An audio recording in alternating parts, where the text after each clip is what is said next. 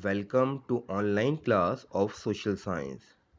In this video, we are going to discuss the topics of geography, chapter number 7, Lifelines of National Economy.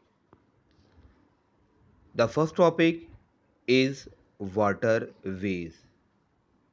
Waterways are the cheapest and oldest means of transport. Waterway सबसे सस्ता और पुराना आने जाने का साधन भी है. This means of transport include boat, raft and canoes sailing in rivers. Importance of waterways. Waterways are the cheapest means of transport. Second, it is the best means of transport to carry bulky and heavy goods at lower cost. Waterway जो है, जिसको हम जल परिवहन भी कहते हैं, ये भारी सामान को एक जगह से दूसरी जगह लेके जाता है और वो भी कम रेट पर, यानी कि इसमें आने जाने का जो खर्चा होता है बहुत ही कम लगता है.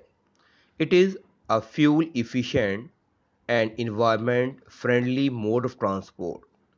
The element of wear and tear is very less, यानी कि रेलवेज़ के अंदर जो टूट फूट होती है, वाटरवेज़ में जो टूट फूट होती है उसका जो खर्चा रहता है बहुत कम रहता है. And all perennial rivers can be use almost throughout the year. और जितनी भी पेरिनियल रिवर्स हैं जिनमें पानी पूरे साल बहता रहता है, उनको हम एज अ वाटरवे के तौर पे भी यूज़ कर सकते हैं. More than 95% of India's trade with foreign countries is carried from the port located along the coast.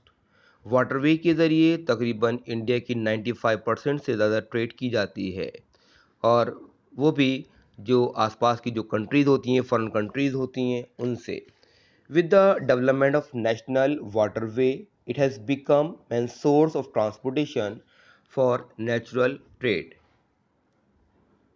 जब से ये जो जल मार्ग है उसको भारत सरकार ने नेशनलाइज किया है, उससे इसकी इम्पोर्टेंस और ज़्यादा बढ़ गई है. The government has declare the following waterway as national waterway. National waterway number 1,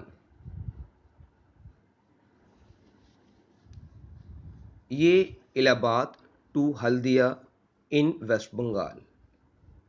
इसकी जो लेंथ है वो 1620 किलोमीटर लंबा है, यानी कि हम ये कह सकते हैं कि यूपी में इलाहाबाद से लेकर वेस्ट बंगाल में हल्दिया के बीच में जो जलमार्ग है, और ये गंगा जलमार्ग जो है वो है.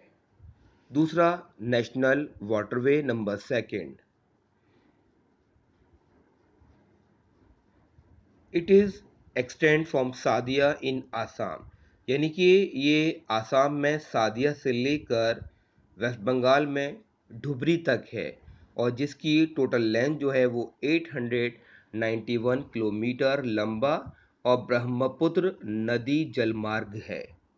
Now third is national waterway, जिसको हम ये कहते हैं कि ये west coast canal in Kerala, और इसकी जो लेंथ है वो 205 किलोमीटर, यानी कि केरल में पश्चिम जो इसका तट है वहाँ पर कोटापुरम से लेकर कोमन तक, ठीक है, फैला हुआ है, और जिसकी टोटल जो लेंथ है वो 2500 किलोमीटर है.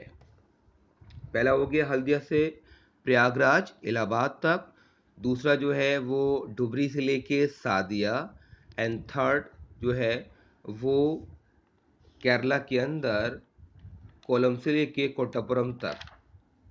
Now next, major sea port.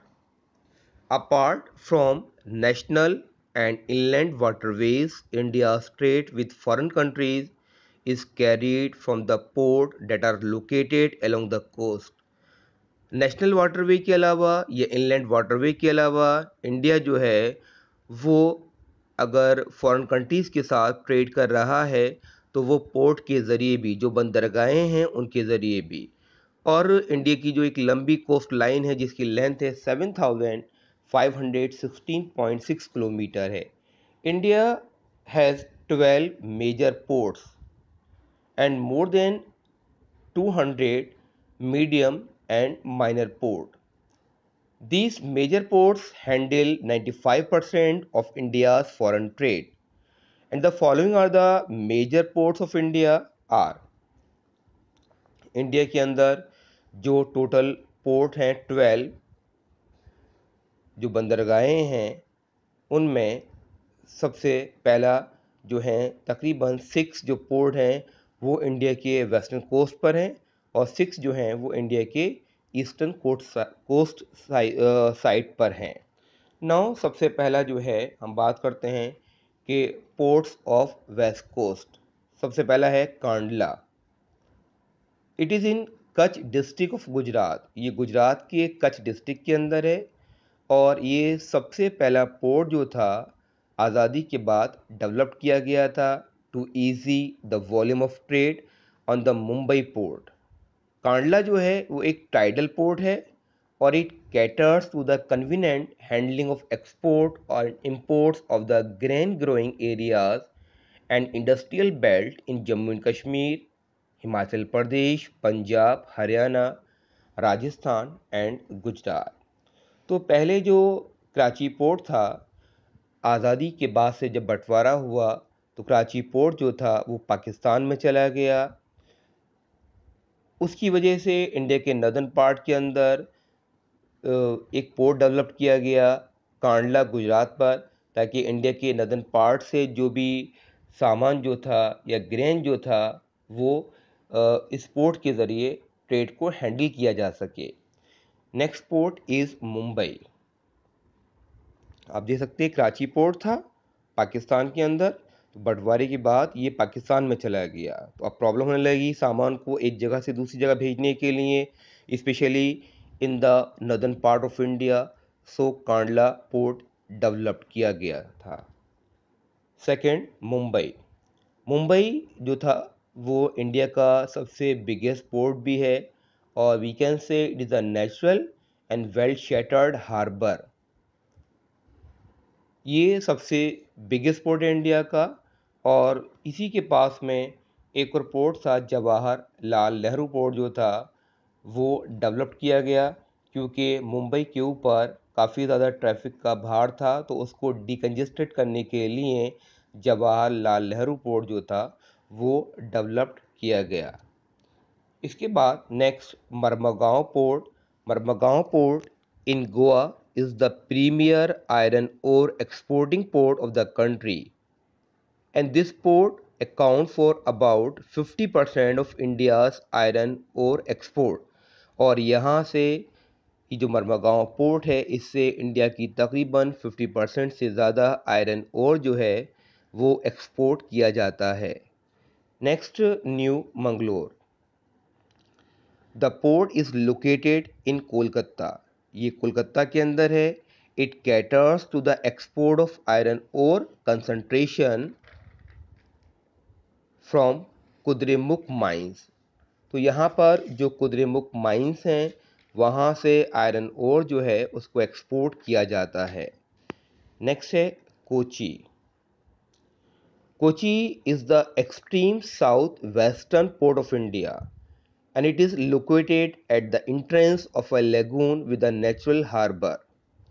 तो इंडिया के ये वेस्ट कोस्ट पर 6 पोर्ट हो गए: Kandla, second Mumbai, third Jawaharlal Nehru, fourth Mormugao port, fifth new Mangalore and six Kochi. Now ports of east coast. सबसे पहला है Tuticorin and the port is in Tamil Nadu. ये तमिलनाडु के अंदर है और this port has a natural harbour and rich hinterland. It handles of a large variety of cargoes to neighbouring countries like Sri Lanka, Maldives and the coastal regions of India. यानी कि इस port के ज़रिए जो भी इंडिया की नेबरिंग कंट्रीज़ है वहाँ से कार्गो शिप के ज़रिए सामान जो है वो भेजा जाता है। Next, Chennai. It is one of the oldest artificial port of the country. ये हमारी कंट्री का एक पुराना और आर्टिफिशियल पोर्ट भी है। It is rank next to Mumbai in terms of volume of trade and cargo, और मुंबई के बाद ये दूसरा बिजी पोर्ट है। Now third is Visakhapatnam. Visakhapatnam जो है वो एक deepest landlocked and well protected port है, यानी कि ये चारों तरफ ज़मीन से घिरा हुआ है। And this port was originally conceived as a outlet for iron ore export. Next, Paradip. The port is located in Orissa and it specialises in the export of iron ore. ये उड़ीसा के अंदर है और यहाँ से आयरन ओर जो है उनको एक्सपोर्ट किया जाता है। Next, Haldia. The port is in West Bengal and it was developed as a subsidiary port in order to relieve growing pressure on Kolkata port। जो कोलकाता पोर्ट के ऊपर ट्रेड का जो भार था उसको कम करने के लिए हल्दिया पोर्ट जो था वो डेवलप्ड किया गया था। Next, Kolkata. It is an inland riverine port and this port severe, या we can say this port serve a very large and rich hinterland of Ganga Brahmaputra basin.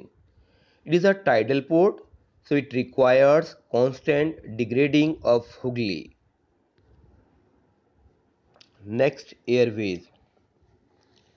Airways is the fastest mode of transport, although they are the costliest ones. Airways जो है वो सबसे तेज़, यानी कि Airways के ज़रिए हम ये कह सकते हैं कि ये जो वायु परिवहन है ये सबसे तेज़ी से, यानी कि ये बहुत स्पीड से एक जगह से दूसरी जगह लोगों को लेके जाता है और ये कॉस्टली भी है। It is also the most comfortable and prestigious mode of transportation. Airways can also cover a very difficult terrains like dense forest, high mountains. अगर हम देखें तो हम एयरवेज के ज़रिए हाई माउंटेंस को कवर किया जाता है, जो डेंस फॉरेस्ट होते हैं उनको भी कवर किया जाता है। इसके अलावा जो ओशनिक स्ट्रेचेज़ हैं एयरवेज का वहाँ पर भी इस्तेमाल किया जाता है।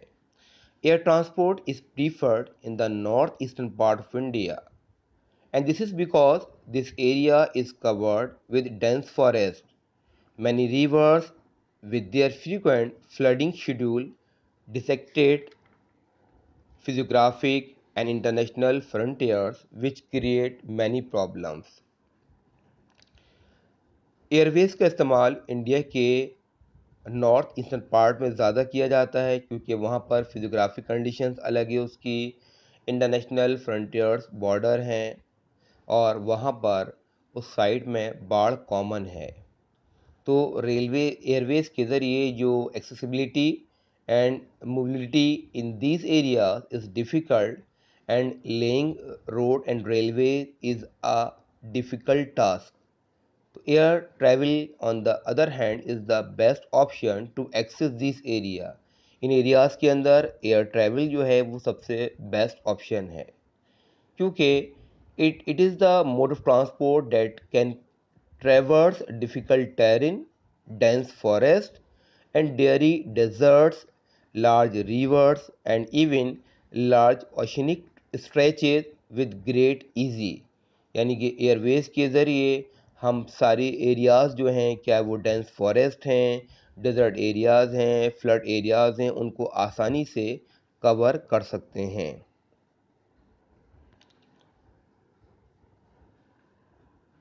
इंडिया के अंदर जो एयरवेज है उन फ़्लाइट्स को दो कैटेगरी में क्लासिफाई किया गया है, एक डोमेस्टिक और दूसरी इंटरनेशनल। डोमेस्टिक मतलब जो सिर्फ अपनी कंट्री के अंदर इस्तेमाल की जाती हैं, यानी कि इंडिया के अंदर एक स्टेट से दूसरे स्टेट्स के अंदर अगर पैसेंजर्स को लेके जा रहे हैं तो ये डोमेस्टिक कहलाएगी। और इंटरनेशनल के अंदर अगर जो एयरवेज जो है वो दूसरी कंट्री के अंदर जाता है तो वो आपका कहलाएगा क्या, इंटरनेशनल फ़्लाइट्स कहलाएंगी। जैसा कि मैंने बताया अभी कि जो एयरवेज है ये एक तो कॉस्टली भी है और दूसरी चीज़ कि ईजीएस्ट, मतलब कि हम it can cover fastest mode of transport.